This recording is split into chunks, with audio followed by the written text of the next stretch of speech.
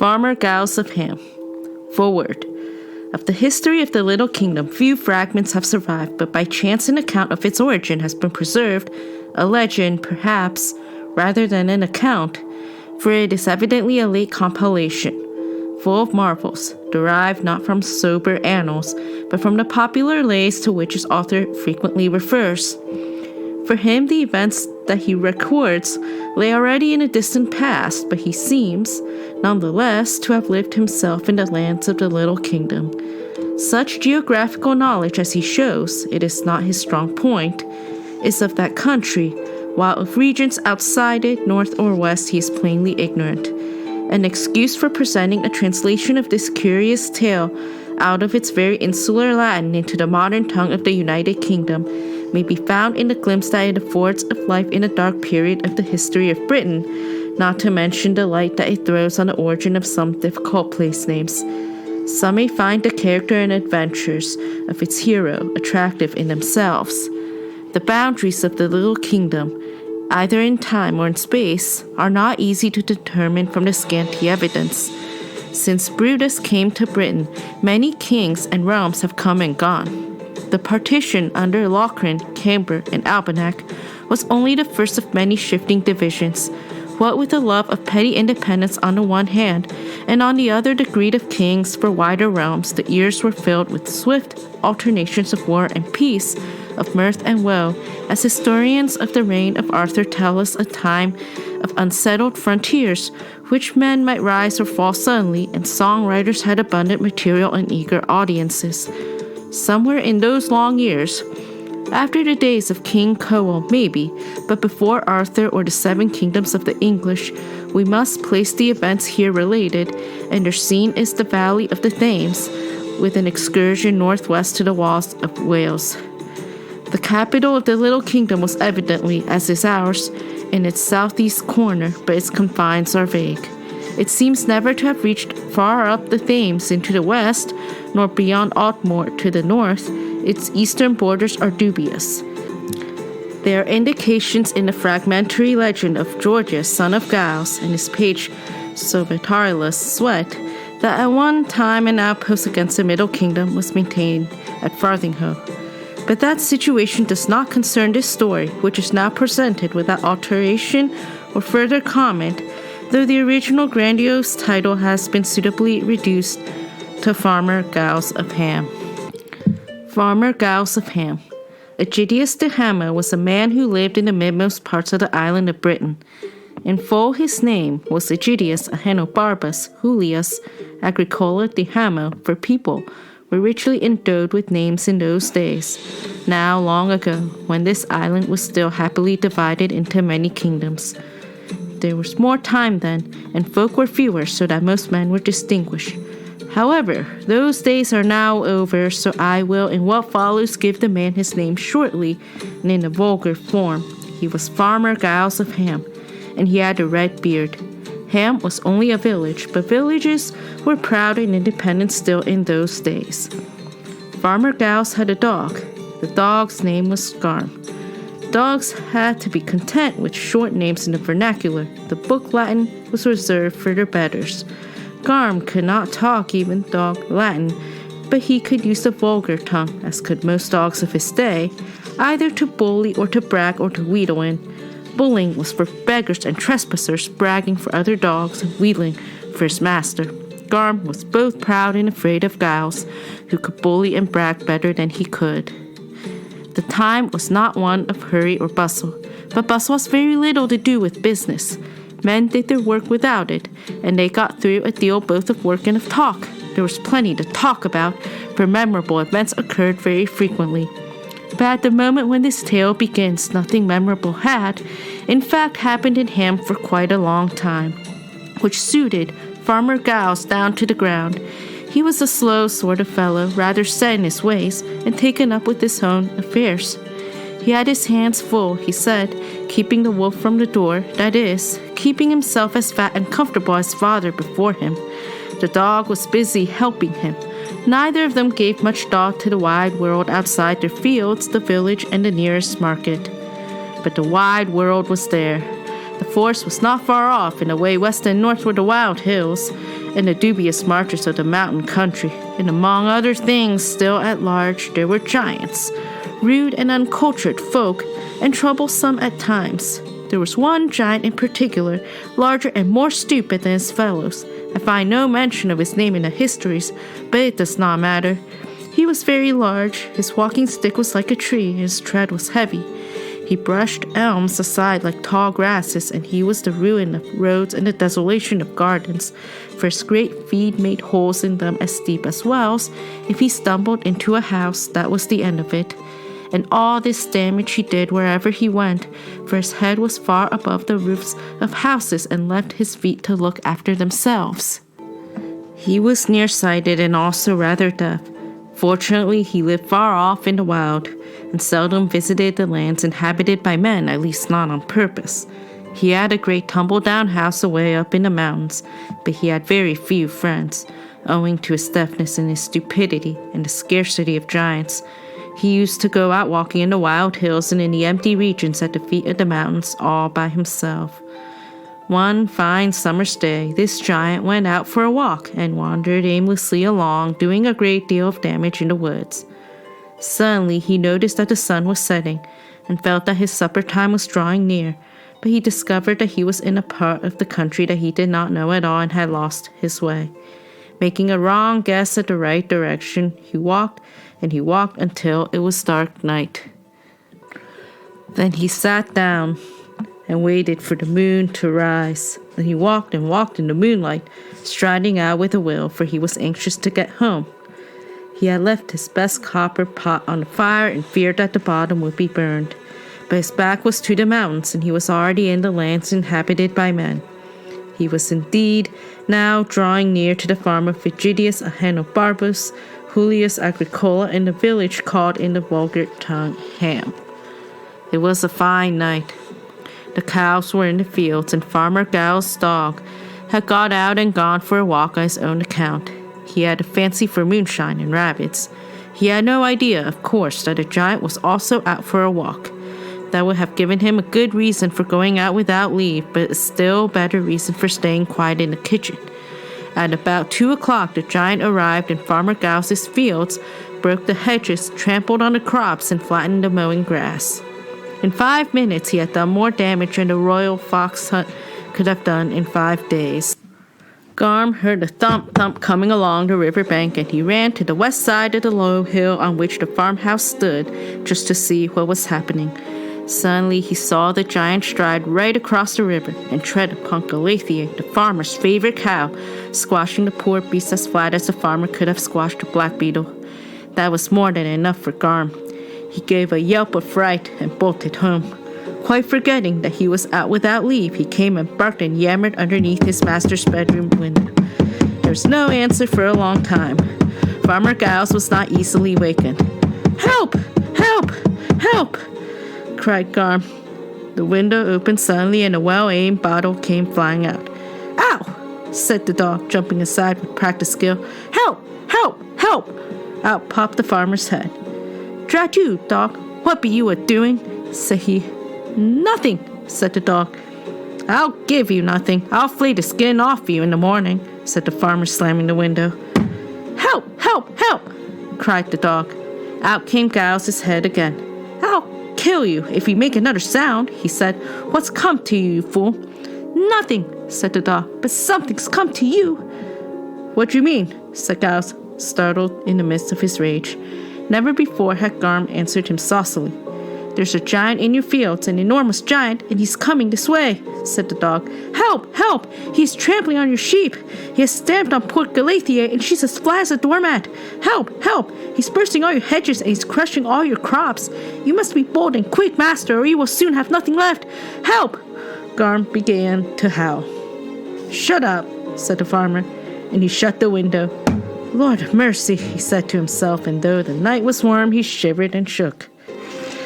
"Get back to bed and don't be a fool," said his wife, "and drown that dog in the morning. There's no call to believe what the dog says. Don't tell any tale when caught you under thieving." "Maybe, Agatha," said he, "and maybe not, but there's something going on in my fields, where Garm's a rabbit. That dog was frightened, and why should he come yammering in the night when he could sneak in at the back door with the milk in the morning?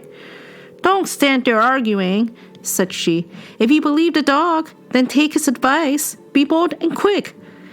Easier said than done, answered Giles, for indeed he believed quite half of Garm's tale. In the small hours of the night, giants seemed less unlikely. Still, property is property, and Farmer Giles had a short way with trespassers that few could outface. So he pulled on his breeches and went down into the kitchen and took his blunderbuss from the wall. Some may well ask what a blunderbuss was. Indeed, this very question, it is said, was put to the 4 wise clerks of Oxenford, and after thought they replied, a blunderbuss is a short gun with a large bore firing many balls or slugs and capable of doing execution within a limited range without exact aim, now superseded in civilized countries by other firearms. However, Farmer Giles' blunderbuss had a wide mouth that opened like a horn, and it did not fire balls or slugs, but anything that he could spare to stuff in, and it did not do execution because he seldom loaded it and never let it off. The sight of it was usually enough for his purpose, and this country was not yet civilized, for the blunderbuss was not superseded. It was indeed the only kind of gun that there was, and rare at that. People preferred bows and arrows and used gunpowder mostly for fireworks. Well, then, Farmer Giles took down the blunderbuss, and he put in a good charge of powder, just in case extreme measures should be required, and into the wide mouth he stuffed old nails and bits of wire, pieces of broken pot, bones and stones, and other rubbish. Then he drew on his top boots and his overcoat, and he went out through the kitchen garden. The moon was low behind him, and he could see nothing worse than the long black shadows of bushes and trees, but he could hear a dreadful stamping, stumping coming up the side of the hill. He did not feel either bold or quick, whatever a Gotham might say, but he was more anxious about his property than his skin. So, feeling a bit loose about the belt, he walked towards the brow of the hill. Suddenly, up over the edge of it, the giant's face appeared, pale in the moonlight which glittered in his large round eyes. His feet were still far below, making holes in the fields. The moon dazzled the giant, and he did not see the farmer, but Farmer Giles saw him and was scared out of his wits. He pulled the trigger without thinking, and the blunderbuss went off with a staggering bang. By luck, it was pointed more or less at the giant's large, ugly face. Out flew the rubbish, and the stones and the bones, and the bits of crock and wire, and half a dozen nails. And since the range was indeed limited, by chance and no choice of the farmers, many of these things struck the giant. A piece of pot went in his eye, and a large nail stuck in his nose. "Blast!" said the giant in his vulgar fashion. "I'm stung!" The noise had made no impression on him. He was rather deaf, but he did not like the nail. It was a long time since he had met any insect fierce enough to pierce his thick skin. But he had heard tell that away east, in the fens, there were dragonflies that could bite like hot pincers. He thought that he must have run into something of the kind. "Nasty, unhealthy parts, evidently," said he. "I shan't go any further this way tonight." So he picked up a couple of sheep off the hillside to eat when he got home and went back over the river, making off about north-northwest at a great pace. He found his way home again in the end, for he was at last going in the right direction, but the bottom was burned off his copper pot. As for Farmer Giles, when the blunderbuss went off, it knocked him over flat on his back, and there he lay looking at the sky, wondering if the giant's feet would miss him as they passed by. But nothing happened, and the stamping, stumping died away in the distance. So he got up, rubbed his shoulder, and picked up the blunderbuss. Then suddenly he heard the sound of people cheering. Most of the people of Ham had been looking out of their windows. A few had put on their clothes and come out after the giant had gone away. Some were now running up the hill shouting. The villagers had heard the horrible thump-thump of the giant's feet, and most of them had immediately got under the bedclothes. Some had got under the beds. But Garm was both proud and frightened of his master. He thought him terrible and splendid when he was angry, and he naturally thought that any giant would think the same. So as soon as he saw Giles come out with a blunderbuss, a sign of great wrath as a rule, he rushed off to the village, barking and crying, "Come out! Come out! Come out! Get up! Get up! Come and see my great master! He is bold and quick. He is going to shoot a giant for trespassing. Come out! The top of the hill could be seen from most of the houses. When the people and the dog saw the giant's face rise above it, they quailed and held their breath, and all but the dog among them thought that this would prove a matter too big for Giles to deal with. Then the blunderbuss went bang, and the giant turned suddenly and went away. And in their amazement and their joy, they clapped and cheered, and Garm nearly barked his head off. Hooray! They shouted. That will learn him. Master Egidius has given him what for. Now he will go home and die and serve him right and proper. Then they all cheered again together. But even as they cheered, they took note for their own profit that after all this blunderbuss could really be fired. There had been some debate in the village inns on that point, but now the matter was settled. Farmer Giles had little trouble with trespassers after that. When all seemed safe, some of the bolder folk came right up the hill and shook hands with Farmer Giles. A few, the parson and the blacksmith and the miller and one or two persons of importance, slapped him on the back. That did not please him. His shoulder was very sore, but he felt obliged to invite them to his house. They sat round in the kitchen, drinking his health and loudly praising him. He made no effort to hide his yawns, but as long as the drink lasted, they took no notice. By the time that all had one or two and the farmer two or three, he began to feel quite bold, and when they had all had two or three, and he himself 5 or 6, he felt as bold as his dog thought him. They parted good friends, and he slapped their backs heartily. His hands were large, red, and thick, so he had his revenge. Next day, he found that the news had grown in the telling, and he had become an important local figure. By the middle of the next week, the news had spread to all the villages within 20 miles. He had become the hero of the countryside. Very pleasant he found it. Next market day, he got enough free drink to float a boat. That is to say, he nearly had his fill, and came home singing old heroic songs. At last, even the king got to hear of it. The capital of that realm, the middle kingdom of the island in those happy days, was some 20 leagues distant from him, and they paid little heed at court, as a rule, to the doings of rustics in the provinces. But so prompt an expulsion of a giant so injurious seemed worthy of note and of some little courtesy. So in due course, that is, in about 3 months, and on the feast of St. Michael, the king sent a magnificent letter. It was written in red upon white parchment and expressed the royal approbation of our loyal subject and well-beloved Egidius Ahenobarbus Julius Agricola de Hamo. The letter was signed with a red blot, but the court scribe had added, Ego, Augustus, Bonifacius, Ambrosius, Aurelianus, Antonianus, Pius, and Magnificus, Dux Rex Tyrannus et Basilius Mediterraneum Partium Subscribo, and a large red seal was attached, so the document was plainly genuine. It afforded great pleasure to Giles and was much admired, especially when it was discovered that one could get a seat and a drink by the farmer's fire by asking to look at it. Better than a testimonial was the accompanying gift. The king sent a belt and a long sword. To tell the truth, the king had never used the sword himself.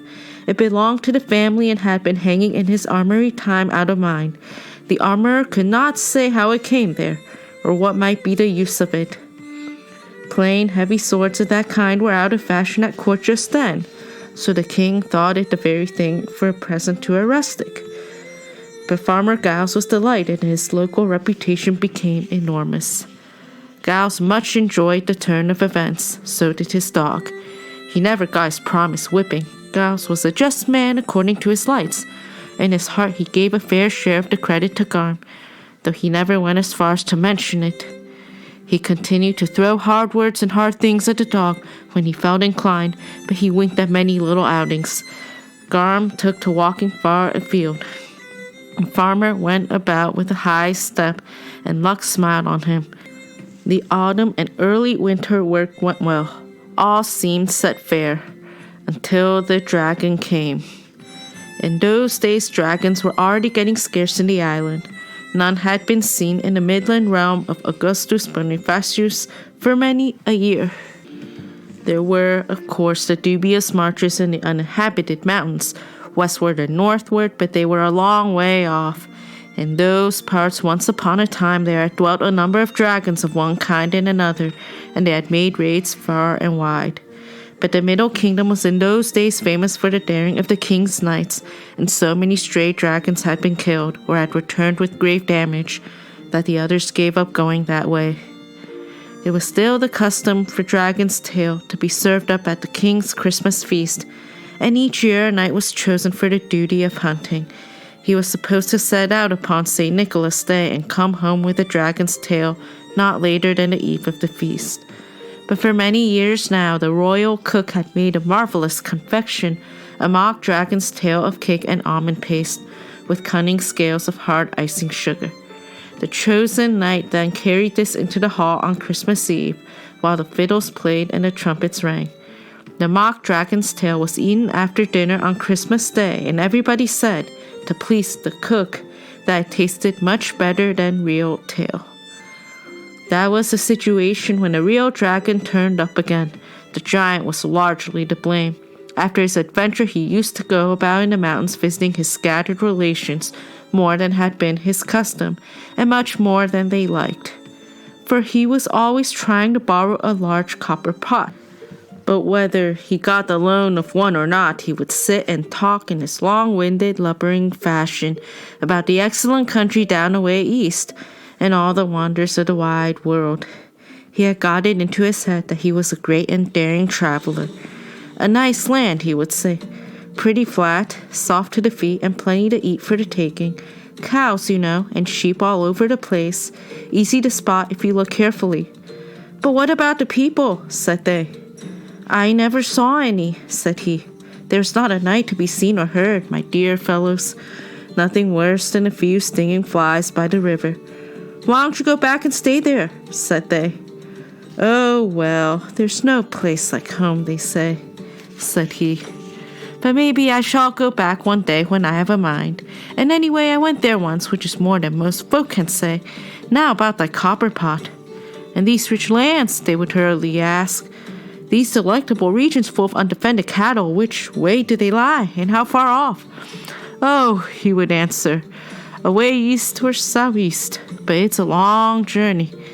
And then he would give such an exaggerated account of the distance that he had walked, and the woods, hills, and plains that he had crossed, that none of the other less long-legged giants ever set out. Still, the talk got about. Then the warm summer was followed by a hard winter. It was bitter cold in the mountains and food was scarce. The talk got louder. Lowland sheep and kine from the deep pastures were much discussed. The dragons pricked up their ears. They were hungry, and these rumors were attractive. So knights are mythical, said the younger and less experienced dragons. We always thought so. At least, they may be getting rare, thought the older and wiser worms. Far and few and no longer to be feared. There was one dragon who was deeply moved. Chrysophylax Dives was his name, for he was of ancient and imperial lineage and very rich. He was cunning, inquisitive, greedy, well-armored, but not overbold. But at any rate, he was not in the least afraid of flies or insects of any sort or size, and he was mortally hungry. So one winter's day, about a week before Christmas, Chrysophylax spread his wings and took off. He landed quietly in the middle of the night, plump in the heart of the midland realm of Augustus Bonifacius Rex et Basilius. He did a deal of damage in a short while, smashing and burning and devouring sheep, cattle, and horses. This was in a part of the land a long way from Ham, but Garm got the fright of his life. He had gone off on a long expedition, and taking advantage of his master's favor, he had ventured to spend a night or two away from home. He was following an engaging scent along the eaves of a wood when he turned a corner and came suddenly upon a new and alarming smell, and he ran, indeed, slap into the tail of Chrysophylax Dives, who had just landed. Never did a dog turn his own tail round and bolt home swifter than Garm. The dragon, hearing his yelp, turned and snorted, but Garm was already far out of range. He ran all the rest of the night and arrived home about breakfast time. "Help! Help! Help!" he cried outside the back door. Giles heard and did not like the sound of it. It reminded him that unexpected things may happen when all seems to be going well. "Wife, let that drafted dog in," said he, "and take a stick to him." Garm came bundling into the kitchen with his eyes starting and his tongue hanging out. "Help!" he cried. "Now what have you been a-doing this time?" said Giles, throwing a sausage at him. "Nothing!" panted Garm, too flustered to give heed to the sausage. "Well, stop doing it or I'll skin you," said the farmer. "Well, I've done no wrong. I didn't mean no harm," said the dog. "But I came on a dragon accidental like and frightened me." The farmer choked in his spirit. "Dragon," said he. "Drat you for a good-for-nothing nosy Parker. What you want to go and find a dragon for at this time of the year? Me with my hands full. Where was it?" "Oh, north over the hills and far away, beyond the standing stones and all," said the dog. "Oh, away there," said Giles, mighty relieved. "They're queer folk in those parts, I've heard tell, and aught might happen in their land. Let them get on with it. Don't come worrying me with such tales. Get out." Garm got out and spread the news all over the village. He did forget to mention that his master was not scared in the least. Quite cool he was, and went on with his breakfast.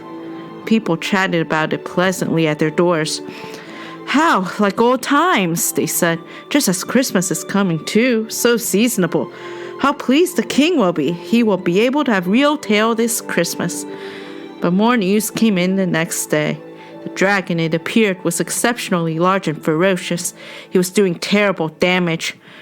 "What about the king's knights?" people began to say. Others had already asked the same question. Indeed, messengers were now reaching the king from the villages most afflicted by Chrysophylax, and they said to him as loudly and as often as they dared, "Lord, what of your knights?"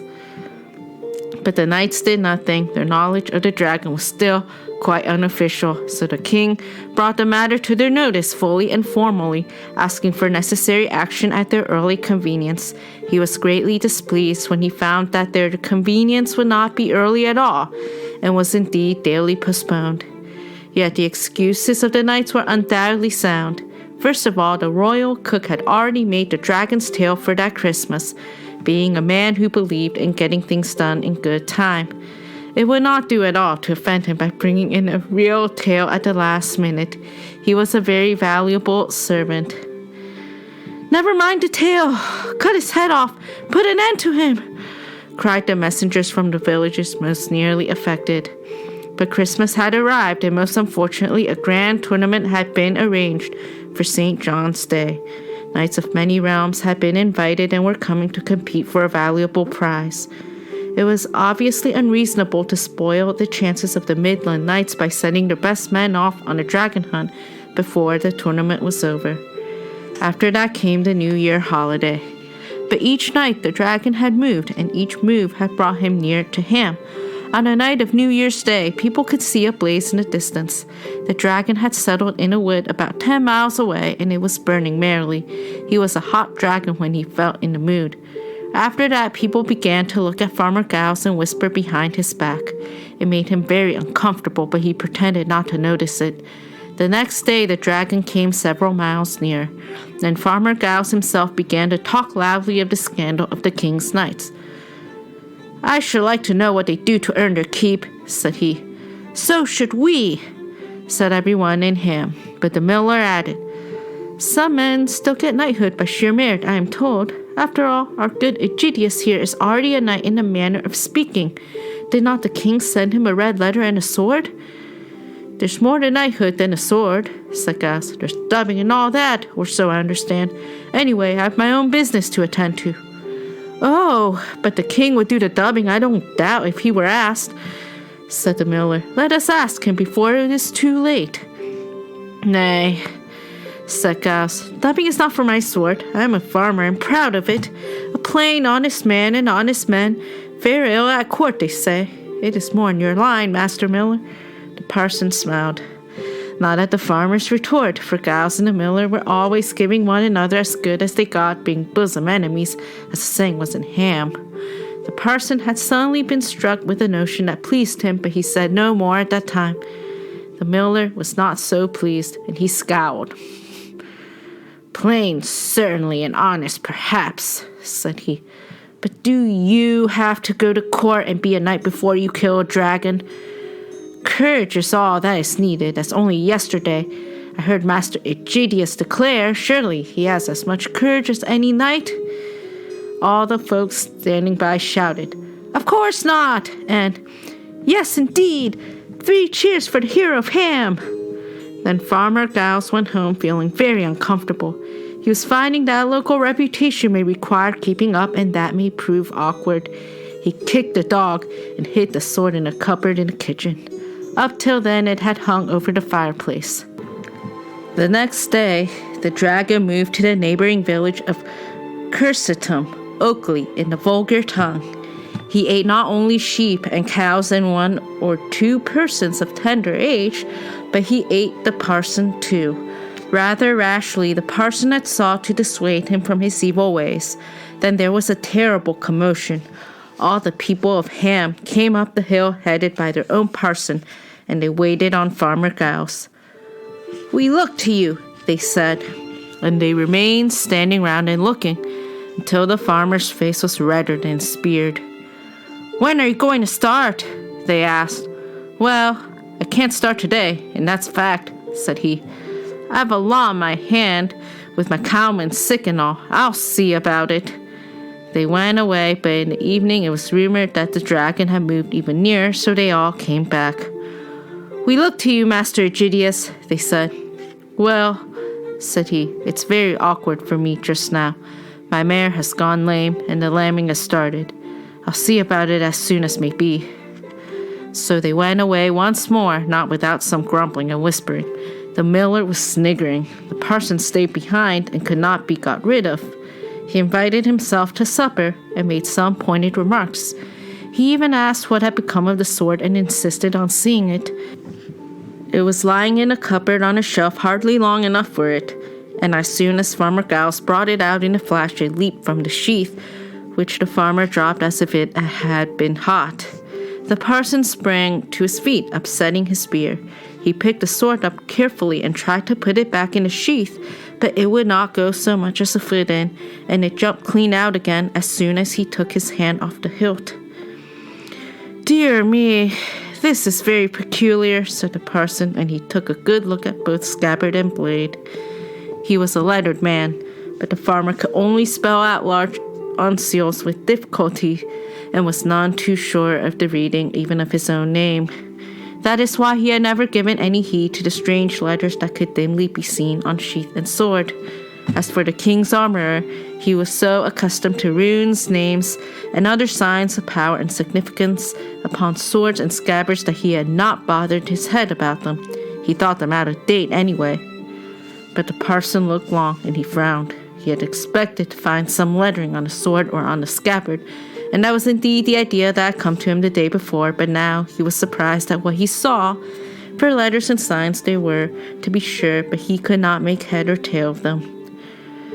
"There's an inscription on this sheath, and some, epigraphical signs are visible also upon the sword," he said. "Indeed," said Giles. "And what may that amount to?" "The characters are archaic and the language barbaric," said the parson to gain time. "A little closer inspection will be required." He begged the loan of the sword for the night, and the farmer let him have it with pleasure. When the parson got home, he took down many learned books from his shelves, and he sat up far into the night. Next morning, it was discovered that the dragon had moved nearer still. All the people of Ham barred the doors and shuttered the windows, and those that had cellars went down into them and sat shivering in the candlelight. But the parson stole out and went from door to door, and he told to all who would listen through a crack or a keyhole what he had discovered in his study. "Good Aegidius," he said, "by the king's grace is now the owner of Mordax, the famous sword that in popular romances is more vulgarly called Tailbiter." Those that heard this name usually opened the door. They all knew the renown of Tailbiter, for that sword had belonged to Belimarius, the greatest of all the dragon slayers of the realm. Some accounts made him the maternal great-great-grandfather of the king. The songs and tales of his deeds were many, and if forgotten at court, were still remembered in the villages. This sword, said the parson, will not stay sheathed if a dragon is within 5 miles, and without doubt in a brave man's hands no dragon can resist it. Then people began to take heart again, and some unshuttered the windows and put their heads out. In the end, the parson persuaded a few to come and join him, but only the miller was really willing. To see Giles in a real fix seemed to him worth the risk. They went up the hill, not without anxious looks north across the river. There was no sign of the dragon. Probably he was asleep. He had been feeding very well all the Christmas time. The parson and the miller hammered on the farmer's door. There was no answer, so they hammered louder. At last Giles came out. His face was very red. He also had sat up far into the night, drinking a good deal of ale, and he had begun again as soon as he got up. They all crowded round him, calling him good Egidius, bold Ahenobarbus, great Julius, staunch Agricola, pride of Ham, hero of the countryside. And they spoke of Caudimordax, tailbiter, the sword that would not be sheathed, death or victory, the glory of the yeomanry, backbone of the country, and the good of one's fellow men, until the farmer's head was hopelessly confused. Now then, one at a time, he said when he got a chance. What's all this? What's all this? It's my busy morning, you know. So they let the parson explain the situation. Then the miller had the pleasure of seeing the farmer in as tight a fix as he could wish. But things did not turn out quite as the miller expected. For one thing, Giles had drunk a deal of strong ale. For another, he had a queer feeling of pride and encouragement when he learned that his sword was actually Tailbiter. He had been very fond of tales about Belomarius when he was a boy and before he had learned sense. He had sometimes wished he could have a marvelous and heroic sword of his own. So it came over him all of a sudden that he would take Tailbiter and go dragon hunting. But he had been used to bargaining all his life, and he made one more effort to postpone the event. What? Said he. Me go dragon hunting in my old leggings and waistcoat? Dragon fights need some kind of armor. From all I've heard tell, there isn't any armor in this house, and that's a fact, said he. That was a bit awkward, they all allowed, but they sent for the blacksmith. The blacksmith shook his head. He was a slow, gloomy man, vulgarly known as Sunny Sam, though his proper name was Fabricus Cunctator. He never whistled at his work unless some disaster such as frost in May had duly occurred after he had foretold it. Since he was daily foretelling disasters of every kind, few happened that he had not foretold, and he was able to take credit of them. It was his chief pleasure, so naturally he was reluctant to do anything to avert them. He shook his head again. I can't make armor out of naught, he said, and it's not in my line. You'd best get the carpenter to make you a wooden shield. Not that it will help you much. He's a hot dragon. Their faces fell, but the miller was not so easily to be turned from his plan of sending Giles to the dragon, if he would go, or of blowing the bubble of his local reputation if he refused in the end. What about ring mail? He said. That would be a help, and it need not be very fine. It would be for business and not for showing off at court. What about your old leather jerkin, friend Egidius? And there's a great pile of links and rings in the smithy. I don't suppose Master Fabricius himself knows what may be lying there.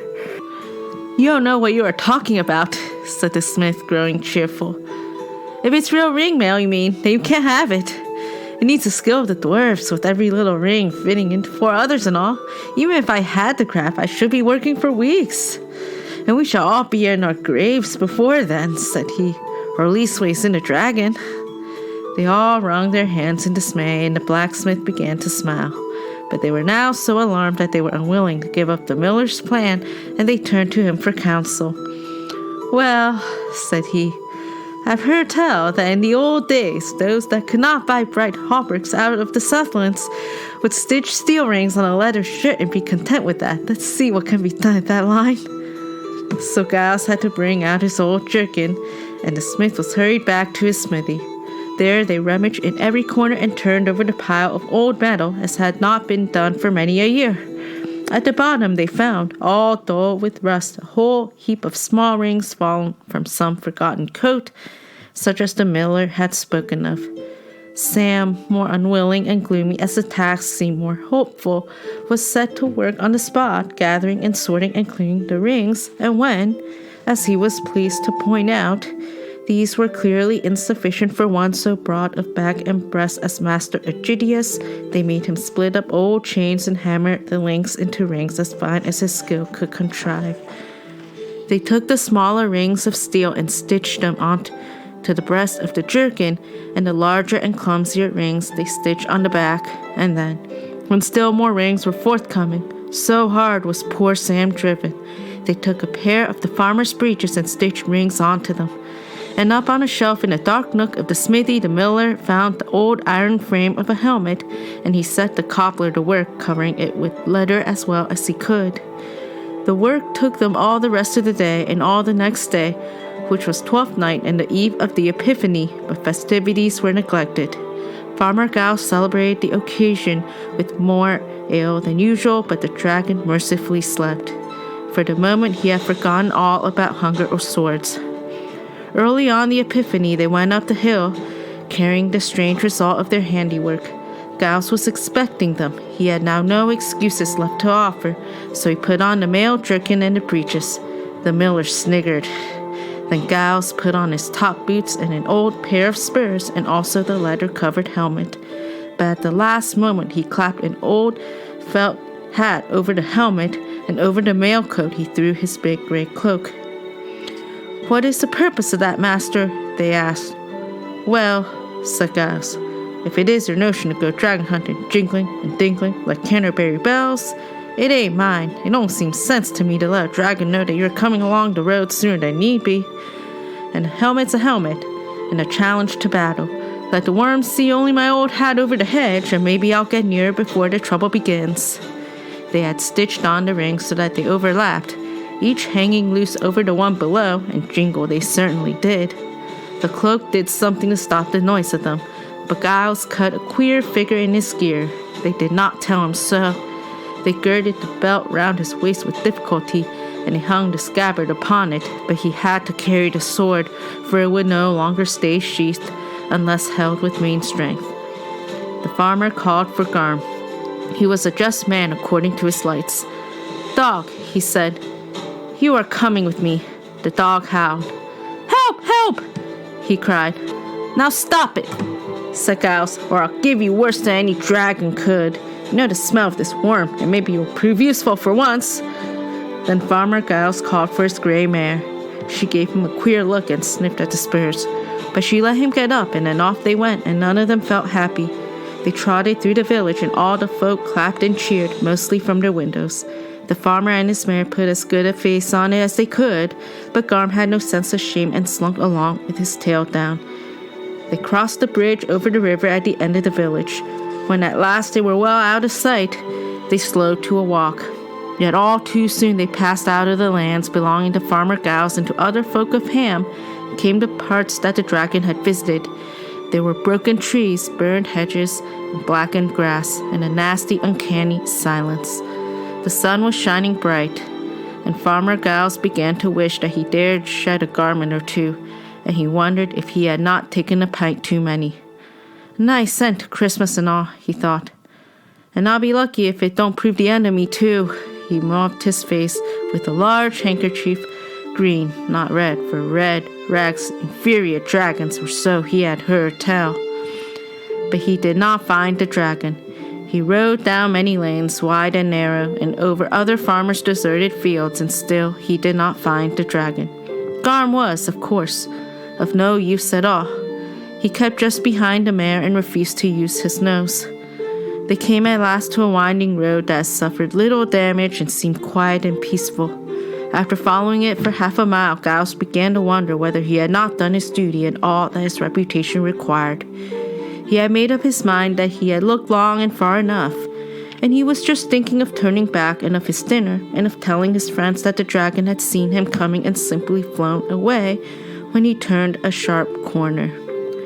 There was the dragon, lying half across a broken hedge with his horrible head in the middle of the road. "Help!" said Garm and bolted. The gray mare sat down plump, and Farmer Giles went off backwards into a ditch. When he put his head out, there was the dragon wide awake looking at him. "Good morning," said the dragon. "You seem surprised." "Good morning," said Giles. "I am that." "Excuse me," said the dragon. He had cocked a very suspicious ear when he caught the sound of rings jingling as the farmer fell. "Excuse my asking, but are you looking for me by any chance?"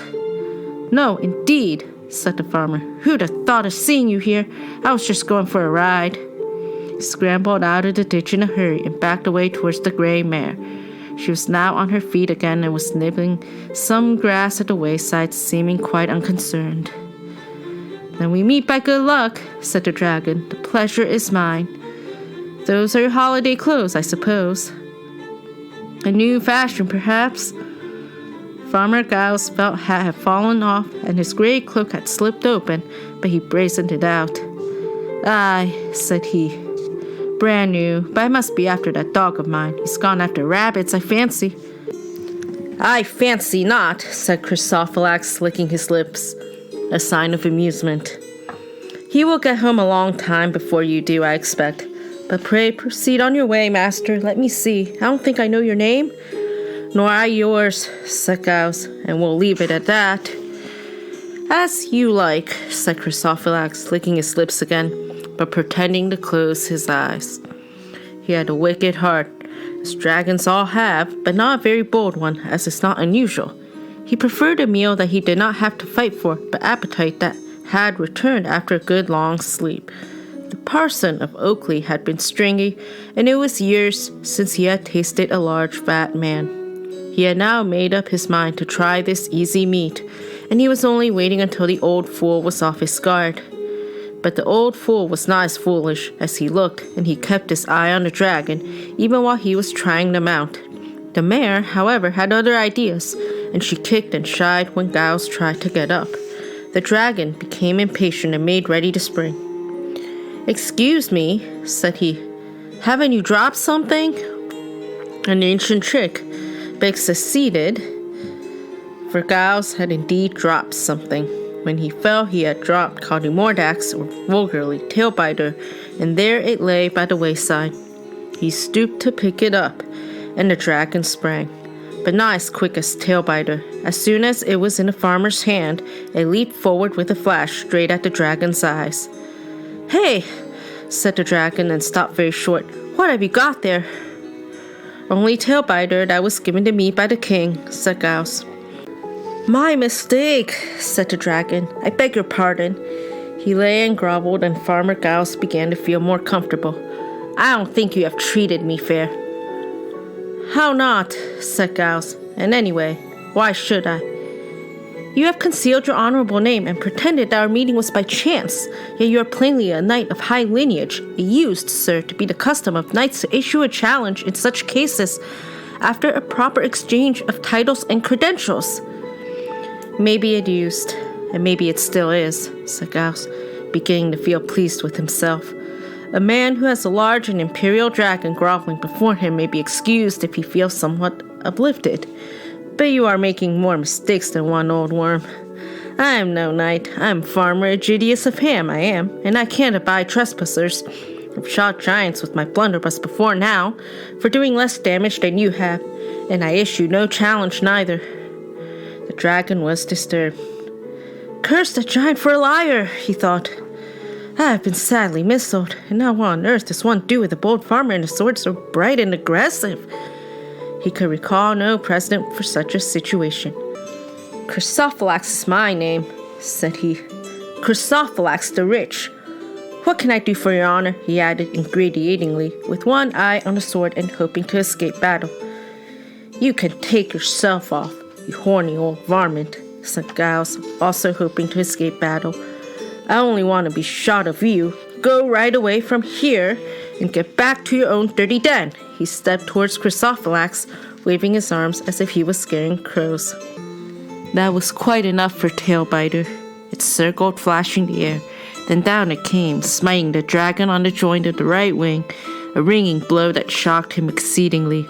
Of course, Giles knew very little about the right methods of killing a dragon, or the sword might have landed in a tenderer spot. But Tailbiter did the best it could in inexperienced hands. It was quite enough for Chrysophylax. He could not use his wing for days. Up he got and turned to fly, and found that he could not. The farmer sprang on the mare's back. The dragon began to run. So did the mare. The dragon galloped over a field, puffing and blowing. So did the mare. The farmer bawled and shouted as if he was watching a horse race, and all the while he waved Tailbiter. The faster the dragon ran, the more bewildered he became, and all the while the gray mare put her best leg foremost and kept close behind him. On they pounded down the lanes and through the gaps in the fences, over many fields and across many brooks. The dragon was smoking and bellowing and losing all sense of direction. At last they came suddenly to the bridge of Ham, thundered over it, and came roaring down the village street. There Garm had the impudence to sneak out of an alley and join in the chase. All the people were at their windows or on the roofs. Some laughed and some cheered, and some beat tins and pans and kettles, and others blew horns and pipes and whistles, and the parson had the church bells rung. Such a to-do and an ongoing had not been heard in Ham for 100 years. Just outside the church, the dragon gave up. He lay down in the middle of the road and gasped. Garm came and sniffed at his tail, but Chrysophylax was past all shame. "Good people and gallant warrior," he panted as Farmer Giles rode up, while the villagers gathered round at a reasonable distance with hayforks, poles, and pokers in their hands. "Good people, don't kill me. I'm very rich. I will pay for all the damage I've done. I will pay for the funerals of all the people I've killed, especially the parson of Oakley. He shall have a noble cenotaph, though he was rather lean. I will give you each a really good present, if you will only let me go home and fetch it." "How much?" said the farmer. "Well," said the dragon, calculating quickly. He noticed that the crowd was rather large. 13 and 8 pence each?" "Nonsense," said Giles. "Rubbish," said the people. "Rot," said the dog. 2 golden guineas each and children half price?" said the dragon. "What about dogs?" said Garm. "Go on," said the farmer. "We're listening." £10 and a purse of silver for every soul and gold collars for the dogs?" said Chrysophylax anxiously. "Kill him!" shouted the people, getting impatient. "A bag of gold for everybody? And diamonds for the ladies?" said Chrysophylax hurriedly. "Now you're talking, but not good enough," said Farmer Giles. "You've left dogs out again," said Garm. "What size of bags?" said the men. "How many diamonds?" said their wives. Dear me, said the dragon. "I shall be ruined." "You deserve it," said Giles. "You can choose between being ruined and being killed where you lie." He brandished Tailbiter, and the dragon cowered. "Make up your mind," the people cried, getting bolder and drawing near. Chrysophylax blinked, but deep down inside him he laughed, a silent quiver which they did not observe. Their bargaining had begun to amuse him. Evidently, they expected to get something out of it. They knew very little of the ways of the wide and wicked world. Indeed, there was no one now living in all the realm who had had any actual experience in dealing with dragons and their tricks. Chrysophylax was getting his breath back and his wits as well. He licked his lips. "Name your own price," he said. Then they all began to talk at once. Chrysophylax listened with interest. Only one voice disturbed him, that of the blacksmith. "No good'll come of it, mark my words," said he. "A worm won't return, say what you like, but no good will come of it either way." "You can stand out of the bargain if that's your mind," they said to him, and went on haggling, taking little further notice of the dragon. Chrysophylax raised his head, but if he thought of springing on them, or of slipping off during the argument, he was disappointed. Farmer Giles was standing by, chewing a straw and considering, but Tailbiter was in his hand, and his eye was on the dragon. "You lie where you be," said he, "or you'll get what you deserve, gold or no gold." The dragon lay flat. At last the parson was made spokesman, and he stepped up beside Giles. "Vile worm," he said, You must bring back to this spot all your ill-gotten wealth, and after recompensing those whom you have injured, we will share it fairly among ourselves. Then, if you make a solemn vow never to disturb our land again, not to stir up any other monster to trouble us, we will let you depart with both your head and your tail to your own home. And now you shall take such strong oaths to return with your ransom as even the conscience of a worm must hold binding. Chrysophilax accepted after a plausible show of hesitation. He even shed hot tears, lamenting his ruin, till there were steaming puddles in the road, but no one was moved by them. He swore many oaths, solemn and astonishing, that he would return with all his wealth on the feast of St. Hilarious and St. Felix. That gave him 8 days, and far too short a time for the journey, as even those ignorant of geography might well have reflected. Nonetheless, they let him go and escorted him as far as the bridge. "To our next meeting," he said as he passed over the river. "I am sure we shall all look forward to it." "We shall indeed," they said. They were, of course, very foolish, for though the oaths he had taken should have burdened his conscience with sorrow and a great fear of disaster, he had, alas, no conscience at all. And if this regrettable lack in one of imperial lineage was beyond the comprehension of the simple, at the least the parson with his book learning might have guessed it. Maybe he did. He was a grammarian and could doubtless see further into the future than others. The blacksmith shook his head as he went back to his smithy. "Ominous names," he said. "Hilarious and Felix. I don't like the sound of them." The king, of course, quickly heard the news. It ran through the realm like fire and lost nothing in the telling. The king was deeply moved for various reasons, not the least being financial, and he made up his mind to ride at once in person to Ham, where such strange things seemed to happen. He arrived 4 days after the dragon's departure, coming over the bridge on his white horse with many knights and trumpeters and a large baggage train. All the people had put on their best clothes and lined the street to welcome him. The cavalcade came to a halt in the open space before the church gate. Farmer Giles knelt before the king when he was presented, but the king told him to rise and actually patted him on the back. The knights pretended not to observe this familiarity. The king ordered the whole village to assemble in Farmer Giles' large pasture beside the river, and when they were all gathered together, including Garm, who felt that he was concerned, Augustus Bonifacius Rex et Basilius was graciously pleased to address them. He explained carefully that the wealth of the miscreant Chrysophilax all belonged to himself as lord of the land. He passed rather lightly over his claim to be considered suzerain of the mountain country, which was debatable. "But we make no doubt in any case," said he, "that all the treasure of this worm was stolen from our ancestors.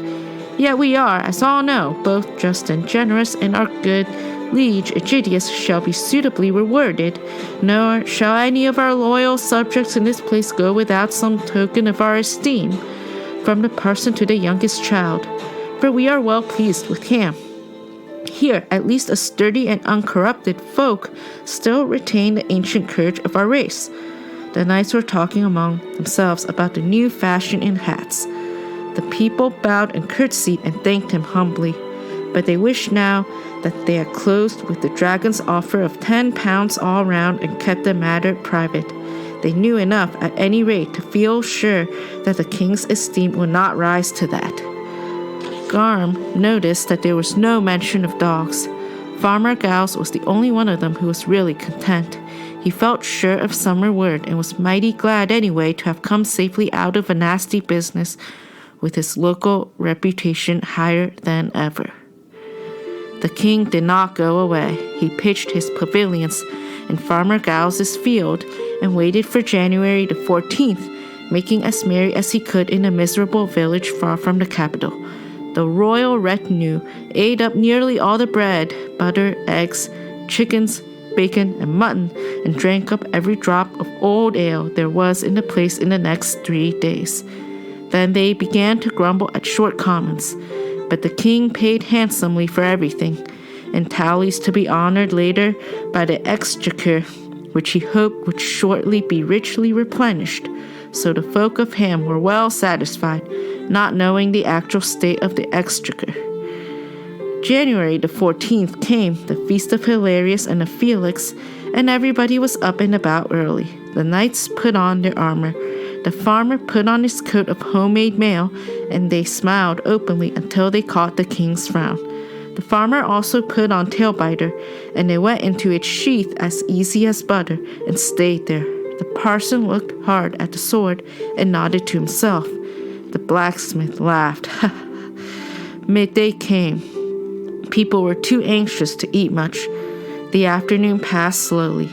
Still, Tailbiter showed no sign of leaping from the scabbard. None of the watchers on the hill, nor any of the small boys who had climbed to the top of tall trees, could see anything by air or by land that might herald the return of the dragon. The blacksmith walked about whistling, but it was not until evening fell and the stars came out that the other folk of the village began to suspect that the dragon did not mean to come back at all. Still, they recalled his many solemn and astonishing oaths and kept on hoping. When, however, midnight struck and the appointed day was over, their disappointment was deep. The blacksmith was delighted. "I told you so," he said, but they were still not convinced. "After all, he was badly hurt," said some. "We did not give him enough time," said others. "It is a powerful long way to the mountains, and he would have a lot to carry. Maybe he has had to get help." But the next day passed and the next, and they all gave up hope. The king was in a red rage. The victuals and drinks had run out, and the knights were grumbling loudly. They wished to go back to the merriments of court, but the king wanted money. He took leave of his loyal subjects, but he was short and sharp about it, and he cancelled half the tallies on the exchequer. He was quite cold to Farmer Giles and dismissed him with a nod. "You will hear from us later," he said, and rode off with his knights and his trumpeters. The more hopeful and simple-minded thought that a message would soon come from the court to summon Master Aegidius to the king, to be knighted at the least. In a week the message came, but it was of different sort. It was written and signed in triplicate, one copy for Giles, one for the parson, and one to be nailed on the church door. Only the copy addressed to the parson was of any use, for the court hand was peculiar and as dark to the folk of Ham as the book Latin. But the parson rendered it into the vulgar tongue and read it from the pulpit. It was short and to the point, for a royal letter. The king was in a hurry. "We, Augustus, BAAP, and M, Rex, etc., make known that we have determined, for the safety of our realm and for the keeping of our honor, that the worm or dragon, styling himself Chrysophylax the Rich, shall be sought out and continually punished for his misdemeanors towards felonies and foul perjury. All the knights of our royal household are hereby commanded to arm and make ready to ride upon this quest, so soon as Master Aegidius A.J. Agricola shall arrive at this our court. Inasmuch as the said Aegidius has proved himself a trusty man and well able to deal with giants, dragons, and other enemies of the king's peace, now therefore we command him to ride forth at once and to join the company of our knights with all speed." People said this was a high honor next door to being dubbed. The miller was envious. "Friend Aegidius is rising in the world," said he. "I hope he will know us when he gets back." "Maybe he never will," said the blacksmith. "That's enough for me, old horseface," said the farmer, mighty put out. "Honor be blowed. If I get back, even the miller's company will be welcome. Still, it is some comfort to think that I shall be missing you both for a bit." And with that he left them. You cannot offer excuses to the king as you can to your neighbors. So lambs or no lambs, plowing or none, milk or water, he had to get up on his gray mare and go. The parson saw him off. "I hope you're taking some stout rope with you," he said. "What for?" said Giles. "To hang myself." "Nay, take heart, Master Aegidius," said the parson. "It seems to me that you have a luck that you can trust. But take also a long rope, for you may need it unless my foresight deceives me. Now, farewell and return safely."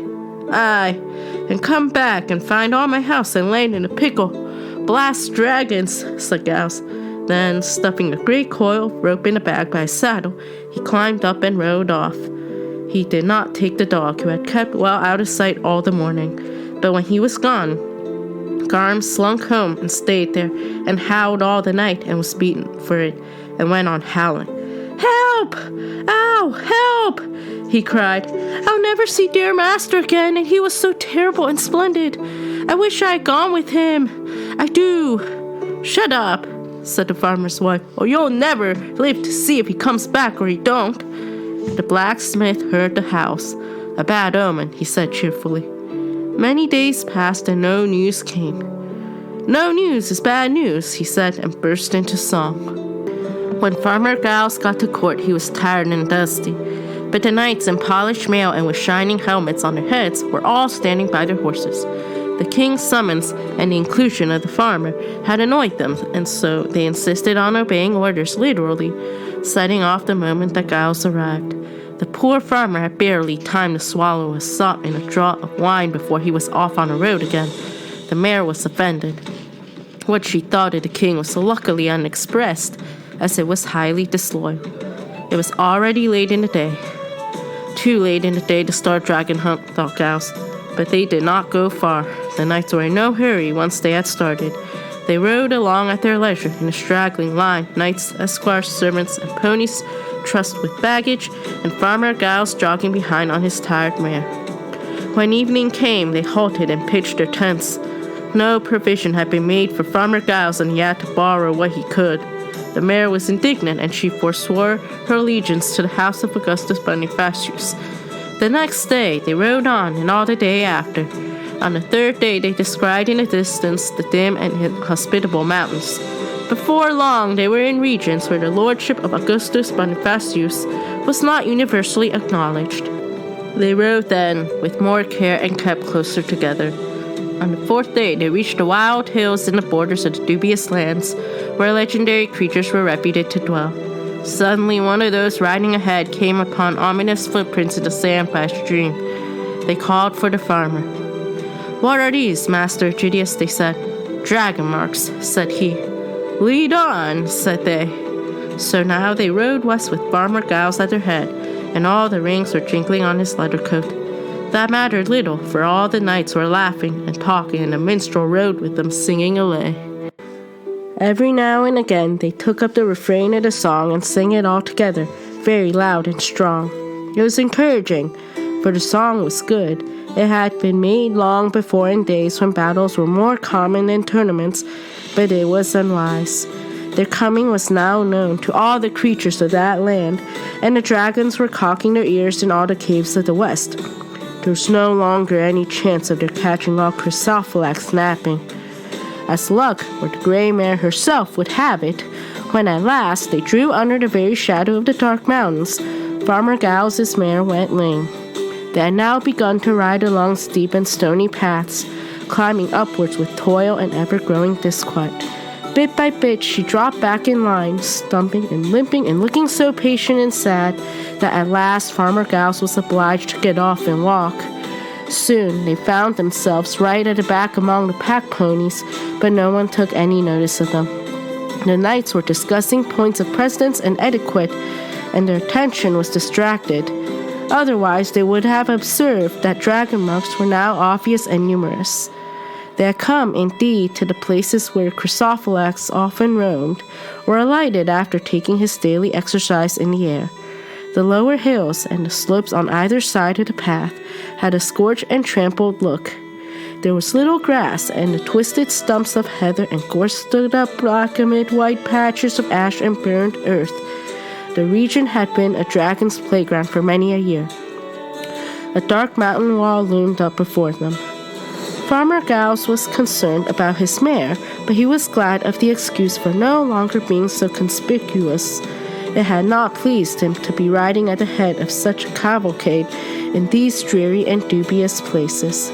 A little later he was gladder still, and had reason to thank his fortune and his mare. For just about midday, it being then the feast of Candlemas and the 7th day of their riding, Tailbiter leaped out of his sheath and a dragon out of his cave. Without warning or formality, he swooped out to give battle. Down he came upon them with a rush and a roar. Far from his home, he had not shown himself overbold, in spite of his ancient and imperial lineage. But now he was filled with a great wrath, for he was fighting at his own gate, as it were, and with all his treasure to defend. He came round a shoulder at the mountain like a ton of thunderbolts, with a noise like a gale and a gust of red lightning. The argument concerning precedence stopped short. All the horses shied to one side or the other, and some of the knights fell off. The ponies and the baggage and the servants turned and ran at once. They had no doubt as to the order of precedence. Suddenly there came a rush of smoke that smothered them all, and right in the midst of it the dragon crashed into the head of the line. Several of the knights were killed before they could even issue their formal challenge to battle, and several others were bowled over, horses and all. As for the remainder, their steeds took charge of them, and turned round and fled, carrying their masters off, whether they wished it or no. Most of them wished it indeed. But the old gray mare did not budge. Maybe she was afraid of breaking her legs on a steep, stony path. Maybe she felt too tired to run away. She knew in her bones that dragons on the wing are worse behind you than before you, and you need more speed than a racehorse for flight to be useful. Besides, she had seen this Chrysophylax before, and remembered chasing him over field and brook in her own country, till he lay down tame in the village street. Anyway, she stuck her legs out wide, and she snorted. Farmer Giles went as pale as his face could manage, but he stayed by her side, for there seemed nothing else to do. And so it was that the dragon, charging down the line, suddenly saw straight in front of him his old enemy with Tailbiter in his hand. It was the last thing he expected. He swerved aside like a great bat and collapsed on a hillside close to the road. Up came the gray mare, quite forgetting the walk lane. Farmer Giles, much encouraged, had scrambled hastily on her back. "Excuse me," said he, "but were you looking for me by any chance?" "No, indeed," said Chrysophylax. "Who would have thought of seeing you here? I was just flying about." "Then we meet by good luck," said Giles, "and the pleasure is mine, for I was looking for you. What's more, I have a bone to pick with you, several bones in the manner of speaking." The dragon snorted. Farmer Giles put up his arm to ward off the hot gust, and with a flash, Tailbiter swept forward, dangerously near the dragon's nose. "Hey," said he, and stopped snorting. He began to tremble and backed away, and all the fire in him was chilled. "You have not, I hope, come to kill me, good master," he whined. "Nay, nay," said the farmer. "I said naught about killing." The gray mare sniffed. "Then, what, may I ask, are you doing with all these knights?" said Chrysophylax. "Knights always kill dragons if we don't kill them first." "I'm doing nothing with them at all. They're naught to me," said Giles. "And anyway, they're all dead now or gone. What about what you said last Epiphany?" "What about it?" said the dragon anxiously. "You're nigh on a month late," said Giles, "and payment is overdue. I've come to collect it. You should beg my pardon for all the bother I've been put to." "I do, indeed," said he. "I wish you had not troubled to come." "It'll be every bit of your treasure this time, and no market tricks," said Giles, "or dead you'll be, and I shall hang your skin from our church steeple as a warning." "It's cruel hard," said the dragon. "Bargain's a bargain," said Giles. "Can't I keep just a ring or two, and a mite of gold, in consideration of cash payment?" said he. "Not a brash button," said Giles, and so they kept on for a while, chaffering and arguing like folk at a fair. Yet the end of it was as you might expect, for whatever else might be said, few had ever outlasted Farmer Giles at a bargaining. The dragon had to walk all the way back to his cave, for Giles stuck to his side with Tailbiter held mighty close. There was a narrow path that wound up and round the mountain, and there was barely room for the two of them. The mare came just behind, and she looked rather thoughtful. It was 5 miles if it was a step, and stiff going, and Giles trudged along, puffing and blowing, but never taking his eye off the worm. At last, on the west side of the mountain, they came to the mouth of the cave. It was large and black and forbidding, and its brazen doors swung on great pillars of iron. Plainly, it had been a place of strength and pride in days long forgotten, for dragons do not build such works nor delve such mines, but dwell rather, when they may, in the tombs and treasuries of mighty men and giants of old. The doors of this deep house were set wide, and in their shadow they halted. So far Chrysophylax had had no chance to escape, but coming now to his own gate, he sprang forward and prepared to plunge in. Farmer Giles hit him with the flat of the sword. "Whoa," said he. "Before you go in, I've something to say to you. If you ain't outside again in quick time with something worth bringing, I shall come in after you and cut off your tail to begin with." The mare sniffed. She could not imagine Farmer Giles going down alone into a dragon's den for any money on earth, but Chrysophylax was quite prepared to believe it, with Tailbiter looking so bright and sharp and all. And maybe he was right, and the mare, for all her wisdom, had not yet understood the change in her master. Farmer Giles was backing his luck, and after 2 encounters was beginning to fancy that no dragon could stand up to him. Anyway, out came Chrysophylax again in mighty quick time, with 20 pounds troy of gold and silver, and a chest of rings and necklaces and other pretty stuff. "There," said he. "Where?" said Giles. "That's not half enough, if that's what you mean. Not half what you got, I'll be bound." "Of course not," said the dragon, rather perturbed to find that the farmer's wits seemed to have become brighter since that day in the village. "Of course not, but I can't bring it all out at once." "Not at twice, I'll wager," said Giles. "And you go again and out again double quick, or I'll give you a taste of Tailbiter." "No," said the dragon, and in he popped and out again double quick. "There," said he, putting down an enormous load of gold and 2 chests of diamonds. "Now try again," said the farmer, "and try harder." "It's hard, cruel hard," said the dragon as he went back in again. But by this time the gray mare was getting a bit anxious on her own account. "Who's going to carry all this heavy stuff home, I wonder?" thought she, and she gave such a long, sad look at all the bags and boxes that the farmer guessed her mind. "Never you worry, lass," said he. "We'll make the old worm do the carting." "Mercy on us," said the dragon, who overheard these words as he came out of the cave for the 3rd time with the biggest load of all, and a hoard of rich jewels like green and red fire. "Mercy on us! If I carry all this, it will be near the death of me, and a bag more I never could manage, not if you killed me for it." "Then there's more still, is there?" said the farmer. "Yes," said the dragon, "enough to keep me respectable." He spoke near the truth for a rare wonder, and wisely as it turned out. "If you will leave me what remains," said he very wildly, "I'll be your friend forever, and I will carry all this treasure back to your honor's own house and not to the king's. And I will help you to keep it, what is more," said he. Then the farmer took out a toothpick with his left hand, and he thought very hard for a minute. Then, "Down with you," he said, showing a laudable discretion. A knight would have stood out for the whole hoard and got a curse laid upon it. And as likely as not, if Giles had driven the worm to despair, he would have turned and fought in the end, Tailbiter or no Tailbiter.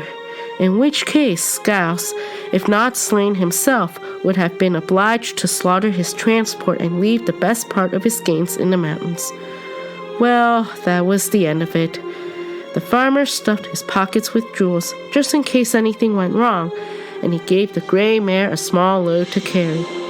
All the rest he bound on the back of Chrysophylax in boxes and bags, till he looked like a royal pantechnicon. There was no chance of his flying, for his load was too great, and Giles had tied down his wings.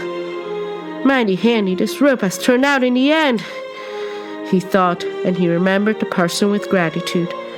So off now the dragon trotted, puffing and blowing, with the mare at his tail, and the farmer holding out Quasimodox very bright and threatening.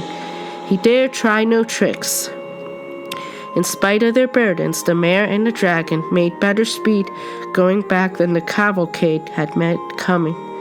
For Farmer Giles was in a hurry, not the least reason being that he had little food in his bags. Also, he had no trust in Chrysophylax after his breaking of oaths so solemn and binding, and he wondered much how to get through a night without death or great loss. But before that night fell, he ran again into luck, for they overtook half a dozen of the servants and ponies that had departed in haste and were now wandering at a loss in the wild hills. They scattered in fear and amazement, but Giles shouted after them. "Hey, lads," said he, "come back. I have a job for you and good wages while this packet lasts." So they entered his service, being glad of a guide, and thinking that their wages might indeed come more regular now than had been usual. Then they rode on, 7 men, 6 ponies, 1 mare, and a dragon, and Giles began to feel like a lord and stuck out his chest. They halted as seldom as they could. At night, Farmer Giles roped the dragon, 4 pickets, 1 to each leg, with 3 men to watch him in turn. But the gray mare kept half an eye open in case the men should try any tricks on their own account. After 3 days, they were back over the borders of their own country, and their arrival caused such wonder and uproar as had seldom been seen between the 2 seas before. In the first village that they stopped at, food and drink was showered on them free, and half the young lads wanted to join in the procession. Giles chose out a dozen likely young fellows. He promised them good wages and bought them such mounts as he could get. He was beginning to have ideas. After resting a day, he rode on again, with his new escort at his heels. They sang songs in his honor, rough and ready, but they sounded good in his ears. Some folk cheered and others laughed. It was a sight both merry and wonderful. Soon Farmer Giles took a bend southward and steered towards his own home, and never went near the court of the king nor sent any message. But the news of the return of Master Aegidius spread like fire from the west, and there was great astonishment and confusion, for he came hard on the heels of a royal proclamation bidding all the towns and villages to go into mourning for the fall of the brave knights in the pass of the mountains. Wherever Giles went, the mourning was cast aside, and bells were set ringing, and people thronged by the wayside shouting and waving their caps and their scarves. But they booed the poor dragon till he began bitterly to regret the bargain he had made. It was most humiliating for one of ancient and imperial lineage. When they got back to Ham, all the dogs barked at him scornfully. All except Garm. He had eyes, ears, and nose only for his master. Indeed, he went quite off his head and turned somersaults all along the street. Ham, of course, gave the farmer a wonderful welcome, but probably nothing pleased him more than finding the miller at a loss for a sneer and the blacksmith quite out of countenance. "This is not the end of the affair, mark my words," said he. But he could not think of anything worse to say and hung his head gloomily. Farmer Giles, with his 6 men and his dozen likely lads and a dragon and all, went on up the hill, and there they stayed quiet for a while. Only the parson was invited to the house. The news soon reached the capital, and forgetting the official mourning and their business as well, people gathered in the streets. There was much shouting and noise. The king was in his great house, biting his nails and tugging his beard. Between grief and rage and financial anxiety, his mood was so grim that no one dared speak to him. But alas, the noise of the town came to his ears. It did not sound like mourning or weeping. "What is all the noise about?" he demanded. "Tell the people to go indoors and mourn decently. It sounds more like a goose fair." "The dragon has come back, lord," they answered. "What?" said the king. "Summon our knights, or what is left of them." "There is no need, lord," they answered. "With Master Aegidius behind him, the dragon is tame as tame, or so we are informed. The news has not long come in, and reports are conflicting." "Bless our soul," said the king, looking greatly relieved. "And to think that we ordered a dirge to be sung for the fell of the day after tomorrow. Cancel it. Is there any sign of our treasure?" "Reports say that there is a veritable mountain of it, lord," they answered. "When will it arrive?" said the king eagerly. "A good man, this Aegidius. Send him in to us as soon as he comes." There was some hesitation in replying to this. At last someone took courage and said, "Your pardon, Lord, but we hear that the farmer has turned aside towards his own home. But doubtless he will hasten here in suitable raiment at the earliest opportunity." "Doubtless," said the king. "But confound his raiment! He had no business to go home without reporting. We are much displeased." The earliest opportunity presented itself and passed. So did many later ones. In fact, Farmer Giles had been back for a good week or more, and still no word or news of him came to the court. On the 10th day, the king's rage exploded. "Send for the fellow," he said, and they sent. It was a day's hard riding the ham each way. "He will not come, Lord," said the trembling messenger 2 days late. "Lightning of heaven," said the king, "command him to come on Tuesday next, or he shall be cast into prison for life." "Your pardon, Lord, but he still will not come," said a truly miserable messenger returning alone on a Tuesday. 10,000 thunders," said the king. "Take this fool to prison instead. Now send some men to fetch the churls and chains," he bellowed to those that stood by. "How many men?" they faltered. "There's a dragon and tailbiter and brimstails and fiddlesticks," said the king. Then he ordered his white horse and summoned his knights, or what was left of them, and a company of men-at-arms, and he rode off in fiery anger. All the people ran out of their houses in surprise. But Farmer Giles had now become more than a hero of the countryside. He was the darling of the land, and folk did not cheer the knights and men-at-arms as they went by, though they still took off their hats to the king. As he drew nearer to Ham, the looks grew more sullen. In some villages, the people shut their doors and not a face could be seen. Then the king changed from hot wrath to cold anger. He had a grim look as he rode up at last to the river beyond which lay Ham and the house of the farmer. He had a mind to burn the place down, but there was Farmer Giles on the bridge, sitting on the gray mare with Tailbiter in his hand. No one else was to be seen except Garm, who was lying in the road. "Good morning, Lord," said Giles, as cheerful as day, not wanting to be spoken to. The king eyed him coldly. "Your manners are unfit for our presence," said he, "but that does not excuse you from coming when sent for." "I had not thought of it, Lord, and that's a fact," said Giles. "I had matters of my own to mind, and I wasted time enough on your errands." 10,000 thunders!" cried the king in a hot rage again. "To the devil with you and your insolence! Know a word where you get after this, and you will be lucky if you escape hanging, and hanged you shall be, unless you beg our pardon here now and give us back our sword." Said Giles. "I've got my reward, I reckon. Finding's keeping, and keeping's having. We say here, and I reckon Tailbiter is better with me than with your folk. But what are all these knights and men for, by any chance?" he asked. "If you come on a visit, you'd be welcome with fewer. If you want to take me away, you'll need a lot more." The king choked, and the knights went very red and looked down their noses. Some of the men-at-arms grinned, since the king's back was turned to them. "Give me my sword!" shouted the king, finding his voice, but forgetting his plural. "Give us your crown," said Giles, a staggering remark, such as had never before been heard in all the days of the Middle Kingdom. "Lightning of heaven, seize him and bind him!" cried the king, justly enraged beyond bearing. "What do you hang back for? Seize him or slay him!" The men-at-arms strode forward. "Help! Help! Help!" cried Gum. Just at that moment, the dragon got up from the bridge. He had lain there concealed under the far bank, deep in the river. Now he let off a terrible steam, for he had drunk many gallons of water. And once there was a thick fog, and only the red eyes of the dragon to be seen in it. "Go home, you fools," he bellowed, "or I will tear you to pieces. There are knights lying cold in the mountain pass, and soon there will be more in the river. All the king's horses and all the king's men," he roared.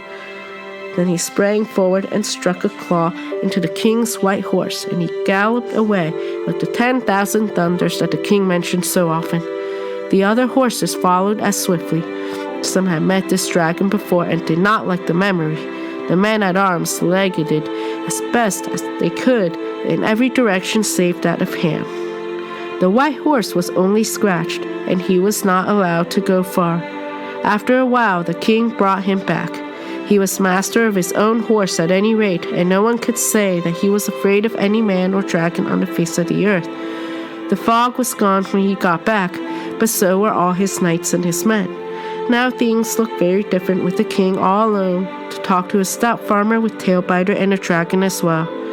But talk did no good. Farmer Giles was obstinate. He would not yield, and he would not fight. So the king challenged him to single combat there and then. "Nay, lord," said he, laughing. "Go home and get cool. I don't want to hurt you, but you had best be off, or I won't be answerable for the worm. Good day." And that was the end of the Battle of the Bridge of Ham. Never a penny of all the treasure did the king get, nor any word of apology from Farmer Giles, who was beginning to think mighty well of himself. What is more, from that day, the power of the Middle Kingdom came to an end in that neighborhood. For many a mile round about men took Giles for their lord.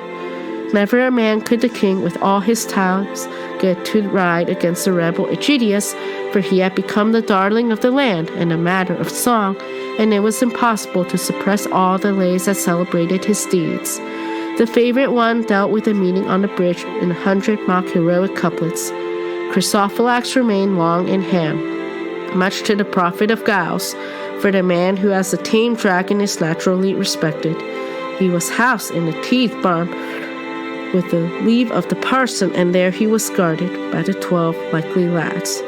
In this way arose the first of the titles of Giles, Dominius de Domito Serpente, which is in the vulgar Lord of the Tame Worm, or shortly of Tame. As such, he was widely honored, but he still paid a nominal tribute to the king, 6 oxtails and a pint of bitter delivered on St. Matthias Day, that being the date of the meeting on the bridge. Before long, however, he advanced the lord to Earl, and the belt of the Earl of Tame was indeed of great length. After some years, he became Prince Julius Egidius, and the tribute ceased. For Giles, being fabulously rich, had built himself a hall of great magnificence and gathered great strength of men at arms. Very bright and gay they were, for their gear was the best that money could buy. Each of the 12 likely lads had become a captain. Garm had a gold collar, and while he lived roamed at his will, a proud and happy dog, insufferable to his fellows, for he expected all other dogs to accord him the respect due to the terror and splendor of his master. The gray mare passed to her day's end in peace and gave no hint of her reflections. In the end, Giles became a king, of course, the king of the little kingdom. He was crowned in Ham in the name of Egidius Draconarius, but he was more often known as Old Giles Warming, for the vulgar tongue came into fashion at his court, and none of his speeches were in the book Latin. His wife made a queen of great size and majesty, and she kept a tight hand on the household accounts. There was no getting round Queen Agatha, at least it was a long walk.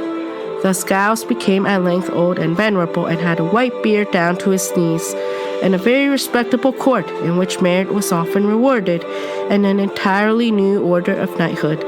These were the Wormwardens, and a dragon was their ensign. The 12 likely lads were the senior members. It must be admitted that Giles owed his race in a large measure to luck, though he showed some wits in the use of it. Both the luck and the wits remained with him to the end of his days, to the great benefit of his friends and his neighbors. He rewarded the parson very handsomely, and even the blacksmith and the miller had their bit, for Giles could afford to be generous. But after he became king, he issued a strong law against unpleasant prophecy, and made milling a royal monopoly. The blacksmith changed to the trade of an undertaker, but the miller became an obsequious servant of the crown. The parson became a bishop, and set up his seat in the church of Ham, which was suitably enlarged. Now those who live still in the lands of the little kingdom will observe in this history the true explanation of the names that some of its towns and villages bear in our time. For the learned in such matters inform us that Ham, being made the chief town of the new realm, by natural confusion between the Lord of Ham and the Lord of Tame, became known by the latter name, which it retains to this day, for Thame with an H is folly without warrant. Whereas in memory of the dragon upon whom their fame and fortune were founded, the Draconarii built themselves a great house 4 miles northwest of Thame, upon the spot where Giles and Chrysophylax first made acquaintance. That place became known throughout the kingdom as Alla Draconaria, or in the vulgar, Warming Hall, after the king's name and his standard. The face of the land has changed since that time, and kingdoms have come and gone. Woods have fallen, and rivers have shifted, and only the hills remain, and they are worn down by the rain and the wind. But still that name endures, though men now call it Wano, or so I am told, for villages have fallen from their pride. But in the days of which this tale speaks, Warming Hall it was, and a royal seat, and the dragon's standard flew above the trees, and all things went well there and merrily, while Tailbiter was above ground. Envoy. Chrysophylax begged often for his liberty, and he proved expensive to feed, since he continued to grow, as dragons will, like trees, as long as there is life in them. So it came to pass, after some years, when Giles felt himself securely established, that he let the poor worm go back home.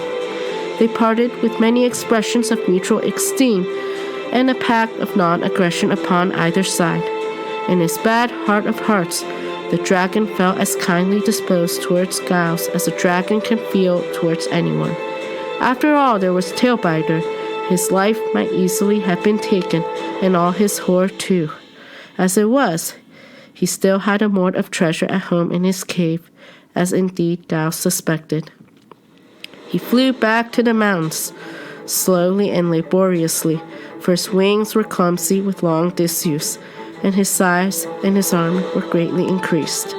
Arriving home, he at once routed out a young dragon who had the temerity to take up residence in his cave while Chrysophylax was away.